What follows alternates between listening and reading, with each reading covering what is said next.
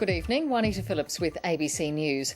A massive torrent of water is tonight on the move in the state's inland, threatening to swallow up yet more towns and cities in its path. In Wagga Wagga and Gundagai, the worst of the flood crisis appears to be over, with residents beginning to return home. Tonight, the floodwaters are surging towards Griffith, a city that's not even on the Murrumbidgee. Further downstream, Narrandera and Hay are also in the firing line. The ABC's George Roberts spent the day visiting flood-hit communities in the Riverina. Like chocolate milk pouring across the landscape, this heaving mass of water is heading west. Nature's delivered a not-so-subtle reminder it can water crops too. So much so, desperate work's being done to mend the bursting irrigation channels that feed the farms around Griffith. Locals forced to flee their homes haven't seen it like this in more than half a century. You never know what's going to happen. There's more water coming down, so that's the trouble. The nearby village of Yenda's already gone under, and there was no time to take the car or finish the chores. Are you worried about what you might come home to? Yes, we are. We don't know how far it'll go into the house until we get home, so we have to live with what happens. Julia Catanzariti's family's been here for 3 generations. It was a bit scary. I mean, I was home by myself and got woken up to the evacuation call, so I was freaking out because we're on the main road, so we got pretty badly affected. Putting on brave faces, it was standing room only as a community meeting overflowed with the 600 people forced to flee their homes last night. Griffith isn't on the Murrumbidgee, but back towards Wagga Wagga, Narrandera is. The motel's already boasting new water views, and the airstrip will be fit only for seaplanes if it gets any more water.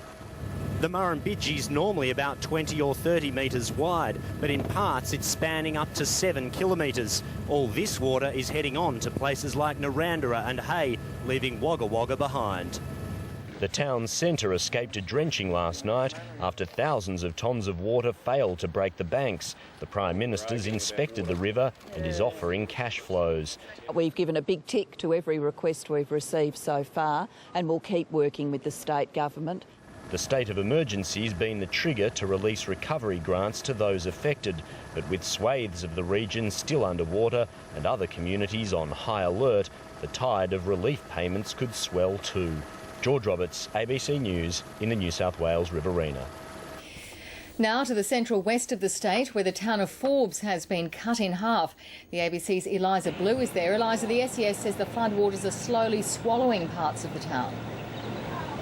That's right, Juanita. The Lachlan River runs on the outskirts of town. Now, that's taken a few days, the water to flow down into Lake Forbes, which intersects the town. That's now flooded. The town is cut in two and the water's lapping at the bottom of many buildings around town. Now, the Lachlan River is expected to exceed 10.6 metres tonight and peak at about 10.65 metres on Friday. Now, that's a little bit later than expected, but in line with the last big floods here in August 1990.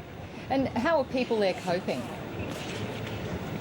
Well, there's been about 200 evacuation orders for 236 homes, and many people have come to the evacuation centre here in town at the high school. Many people have chosen to stay at their homes, but police say this afternoon that they've been increasing patrols of those evacuated homes and of road closures around town. Now, of course, more people will be evacuated if that situation worsens, but authorities can't get to many of the more remote properties because they've already been cut off by floodwaters. Eliza Blue bringing us the latest there from Forbes.